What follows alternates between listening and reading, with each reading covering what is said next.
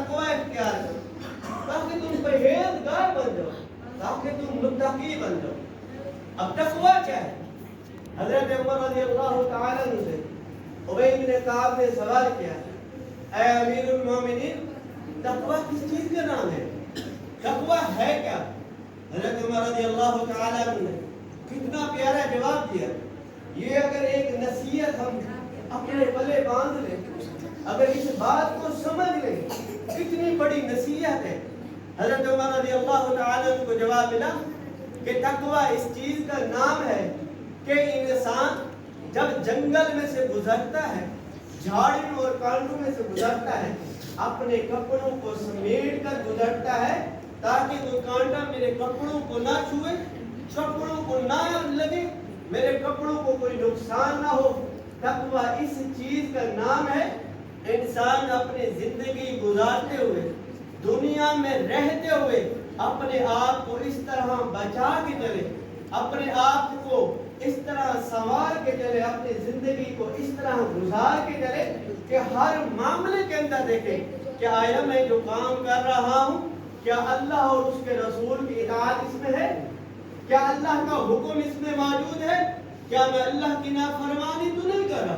क्या मोहम्मद रसूलुल्लाह की मैं नाफरमानी तो नहीं कर रहा? अगर किसान है, अपने मामलात के अंदर देखे, आया मैं खेती बाड़ी कर रहा हूँ, आया मैं किसी का हक तो नहीं खा रहा, आया मैं काम कर रहा हूँ, क्या मेरे दिल के अंदर ये तकवा है?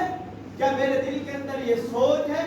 अल्लाह के नबी अलैहिस्सलाम ने इरशाद फरमाया, अत-तक़वा हाहुना, तकवा दिल के अंदर होता है, ये ज़हनी नहीं होता कि लोग मुझे कहे ये हाजी साहब, ये फलाना बड़ा ज़कात देने वाला, ये फलाना बड़ा नेता है जी अल्लाह, और अल्लाह ने इसके लिए ये जिंदगी की थोड़ी बहुत जो मुश्किलात आ गई, फिर अल्लाह ने इसके लिए इनाम रखा, जन्नातिन तजरी मिन तहतिहा अल-अनहार, फिर वो हमेशा की जिंदगी जो है उसमें अपने अय्याशी के साथ, सुकून के साथ, इत्मीनान के साथ गुजारेगा।